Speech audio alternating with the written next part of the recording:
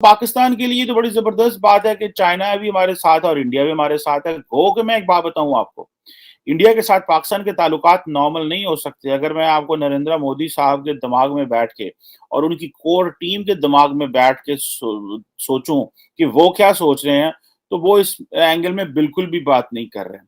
वो तो ये कह रहे हैं कि भाई पाकिस्तान से बात करनी कौन सा हमारे लिए ज़रूरी है, हमारी कौन सा इकोनॉमी रुकी हुई है, हमारी कौन सी जो है वो, हमें तो पाकिस्तान को पॉलिटिकल कंसेशंस देनी है। तो पॉलिटिकल कंसेशन देने के लिए क्या ज़रूरी है हमें इमरान खान साहब से पाकिस्तान से बात करने के लिए? तो वो तो पाकिस्तान का पॉलिटिकल, पाकिस्तान जब भी इंडिया के साथ टेबल पे बैठेगा तो पाकिस्तान इंसेंटिव ले जाएगा। किस तरह के इंसेंटिव, वो भले कश्मीर हो, वो भले कहीं और हो। कश्मीर का मसला तो ज़ाहिर बात है इमीडिएटली डिस्कस नहीं हो सकता।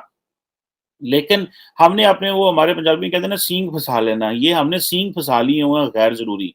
और दूसरी तरफ जब ये हमने कोई ट्रेड काउंसलर जो है वो नॉमिनेट किए, पाकिस्तान एम्बेसी जो है पाकिस्तान हाई कमीशन में दिल्ली में, आई एम श्योर इंडिया ने भी किसी न किसी को नॉमिनेट किया होगा यहाँ पे इस्लामाबाद हाई कमीशन में, जो इंडिया का है। और अगर ऐसी बात है तो भाई ये क्लैरिफिकेशंस देने की क्या ज़रूरत है? अगर एक बंदा दिल्ली गया है, वो ट्रेड को डील कर रहा है, वो वहाँ पे वायबिलिटी तलाश करने जा रहा है, तो let him go, let him find opportunities, let him meet the Indian business community, let him make report and send back. वैसे तो यहाँ पे बैठ के भी पाकिस्तानी काम कर सकते हैं, वहाँ पे बैठ के कौन सी कोई नई चीज़ कर सकते हैं। Time not right for the talks, ये बिल्कुल ज़ाहिर बात है, ये इंडिया भी ऐसे ही कहता है। हम जो है वो talks in an environment free of terror, ये उनकी आप जो है वो जो प्रेस रिलीज आती है या जो एक ऑफिशियल स्टेटमेंट आती है, पाकिस्तान कहता है फाइन कि भाई टॉक्स जो है वो पहले मैंने आपको पहले भी कहा था कि एक वक्त था कि पाकिस्तान क्या इंडिया कहता था और टॉक इकोनॉमी में बात करें। उनको ये था हम नॉर्मल चीजें नॉर्मल करें। उस वक्त पाकिस्तान और इंडिया की इकोनॉमिक पोजीशन एक जैसी होती थी और सारे पाकिस्तान और भारत जो था वो दोनों अमेरिका, इंग्लैंड, यूरोप की तरफ देखते रहते थे। अभी इंडिया की पोजीशन बदल गई है, हम उससे भी नीचे चले गए हैं। सो इंडिया ने दुनिया को आंखें दिखाना शुरू कर दी। उन्होंने कहा पाइन ये जो है ना वो हमें सॉरी, हमें ना ये कहें कि हमने पाकिस्तान के साथ क्या अपनी पॉलिसी रखनी है और कश्मीर पे हमने क्या करना है, ये हमें ना बताएं। जिसकी बेस के ऊपर सारी बात है, चीजें जो है वो खराब हुई हैं। तो वो कहते थे इकोनॉमी में बात करें, हम कहते थे कश्मीर में बात करें। अभी वो कहते हैं आओ पहले दहशतगर्दी का मसला हल करें। पाकिस्तान कहता है कि जनाब आओ पहले इकोनॉमी पे बात करें या आओ पहले कश्मीर पे बात करें या इन चीज़ों पे।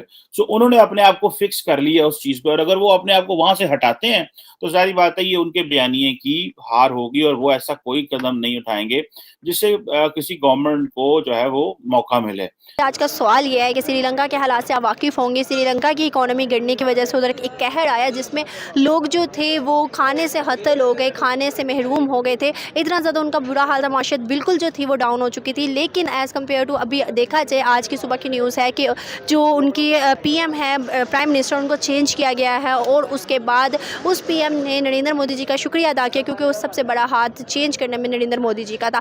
नरेंद्र मोदी जी ने अमेरिकन $3 बिलियन उनको अमदाद में दिए। उनके लिए मैं यही कहूँगा यार, काइंडली आप जैसा लीडर हमारे पास भी हो। हम भी यार जैसे इंडिया की तारीफ़ कर रहे हैं, मोदी की तारीफ़ कर रहे हैं, हमारे मुल्क के बारे में भी कोई लोग वीडियोस बना के तारीफ़ करें, हमें खुशी होगी यार। अगर इंडिया है उसमें क्या IMF से लोग आते हैं, वो भी तो अपनी और उनकी इकानमी का ये हाल है। 1990 में उनके यहाँ उनकी इकानमी, उनकी इंडिया हमसे 6 गुना आबादी में बड़ा मुल्क है, उनकी इकानमी हमसे सिर्फ 4 गुना थी, यानी हमारा पर कैपिटल ज़्यादा था उनसे। ये पिछले 32 साल में उनकी इकानमी 11 गुना हो गई है और उनका पर कैपिटल तकरीबन डबल हो गया हमसे। सही है। और वो IMF के बाद जाते नहीं है। सही है। हमने अपने आप को ठीक करा। मेरा मतलब सिर्फ ये, अब बात को ख़त्म कर रहा हूँ कि सिर्फ IMF और वर्ल्ड बैंक या सऊदीया यही नहीं देते हमें। अगर अपनी इकानमी, हमारे बिज़नेस को समझें, अपनी इकानमी को मजबूत करें। इंडिया में पिछले साल $44 अरब डायरेक्ट फॉरेन इन्वेस्टमेंट आई है। हम तो $1 अरब के रूल रहे हैं ना, वो 44 लोग लेके आए हैं उनको। अगर उनकी इकानमी कंडूसिव हो जाए, हमारी हुकूमतें अपने मुल्क को ऐसा बनाएं कि बाहर के लोगों के लिए अट्रैक्शन हो और वो यहाँ आए। हमारे यहाँ $1.5 अरब की आई है पिछले साल। कोविड उनके यहाँ ज़्यादा आया, ये कहते हैं कोविड की वजह से। कोविड तो इंडिया में ज़्यादा आया, लेकिन ये फैक्ट है, आप चेक कर लीजिए। अच्छा, बांग्लादेश में आ रही है सारी बाहर के पैसा ही। हम क्यों डिफ़ॉल्ट हो रहे हैं? हम डिफ़ॉल्ट हो गए हैं डिफ़ॉल्ट होने से मैंने कल ये बात की है कि हम पड़े हुए हैं इलेक्शनों में, या हम कह रहे हैं लॉन्ग मार्च करो, या ये इररेलेवेंट हो गई हैं बातें। अगर मिसाल के तौर पे अगर IMF का एड रुक गया तो हमारा हालत श्रीलंका की तरह हो जाएगा।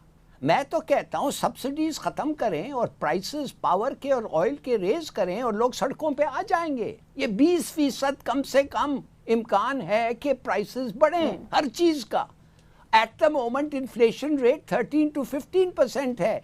एंड ऑफ सब्सिडीज और रेज इन प्राइसेस पता नहीं उससे ज़्यादा चले जाएं। और अगर लोग सड़क पे आ जाएं समीना, फिर कुछ भी हो सकता है। गवर्नमेंट कह सकती है वी डोंट केयर, कुछ करो कि ये लोग वापस जाएं, इसलिए कि फिर एक ही कोर्स ऑफ एक्शन है, गोलियां चलाओ।